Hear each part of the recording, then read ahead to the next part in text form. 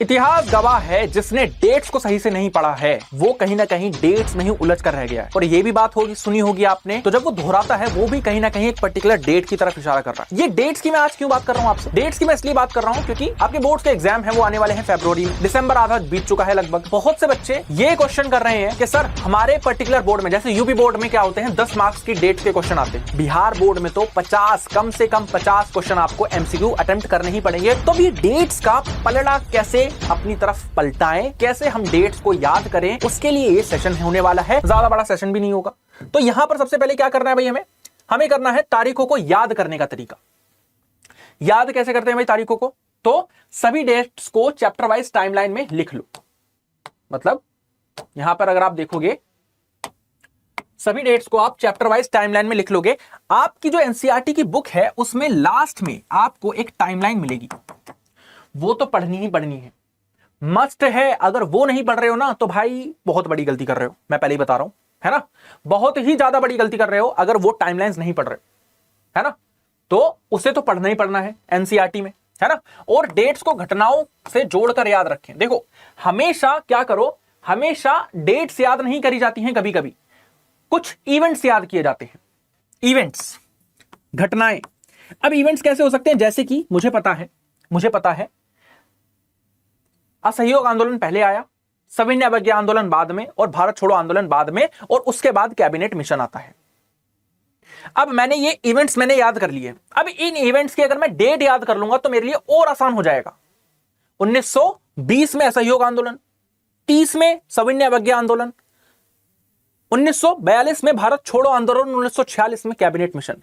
इस तरीके से अगर लेके चलोगे आगे तो सारी चीजें बढ़िया तरीके से आपके लिए इंतजार कर रही हैं। हिस्ट्री की डेट्स आपके लिए सॉल्व हो जाएंगी आसानी से। और दूसरा क्या तरीका है, जैसे कि मैंने आपका मैपिंग का तरीका बताया है कि घर में एक मैप लगा लो, उससे आप मैपिंग कर सकते हो। वैसे ही डेट्स का भी एक मैप आता है। जैसे कि जब मैं अपनी खुद की प्रिपरेशन किया करता था सिविल सर्विसेज के लिए, करता था क्या, अभी भी करता हूं, तो उसके लिए जो मैंने मैप लगा रखा था वो ही एज इट इज मैं ले आया हूं आपके लिए। मैंने इस मैप से पढ़ाई करी है।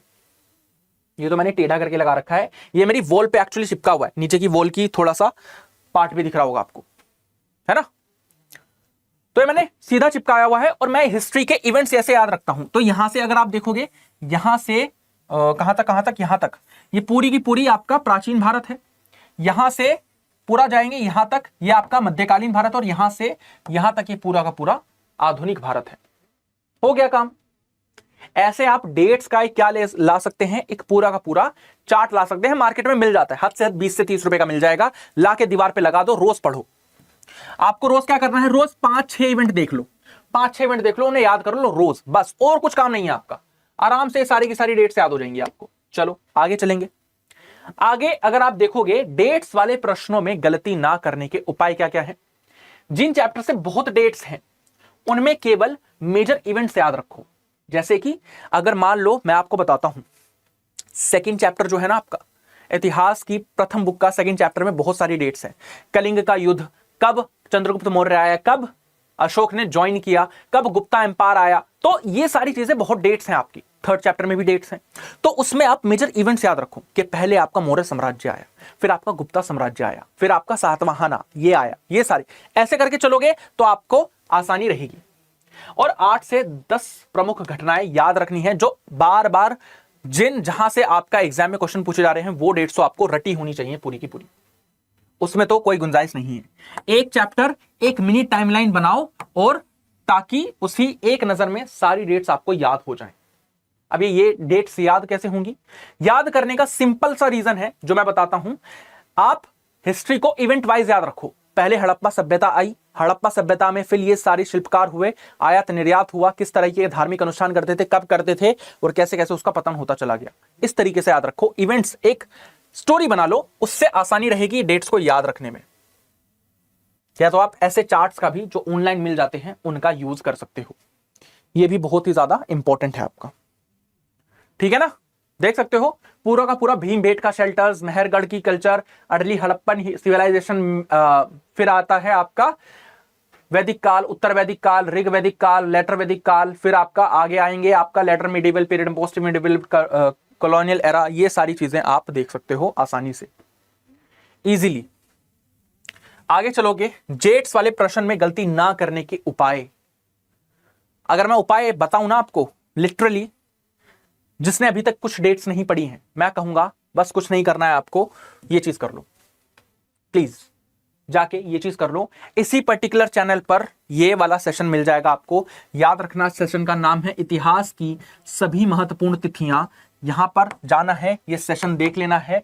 लगभग 1 घंटे का सेशन है, आधे घंटे का सेशन है, जो भी है जाकर देख लेना। सारी की सारी जो टाइमलाइंस है मैंने एक ही पर्टिकुलर क्लास में करवा रखी है, देख सकते हो यहां पर इस तरीके से, ईसा पूर्व इस तरीके से अगर आप एक बार कर लोगे ना तो बिलीव मी 10 मार्क्स पक्के,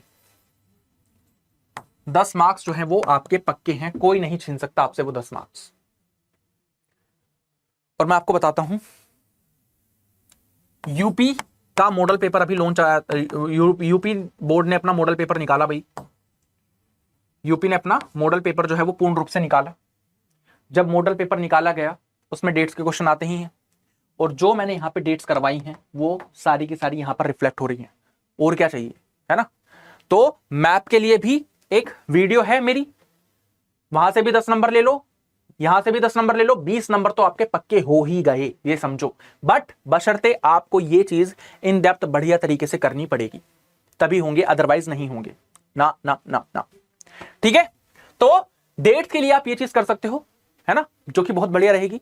एंड मेक श्योर आप क्या करें, इस सेशन को लाइक जरूर करते हो। और अगर किसी और सेशन पे आपको वीडियो चाहिए तो कमेंट सेक्शन आप सभी के लिए खुला है, आप ही के लिए है, बना दो, मतलब लिख दो उसमें, मैं या हमारी कोई फैकल्टी और जो है वो आपके लिए चीजें ले आएंगे, ठीक है। मैं मिलता हूं आपसे नेक्स्ट सेशन में, तब तक के लिए Jai Hind everyone, this is Aftab Saifi signing off, till we meet next time.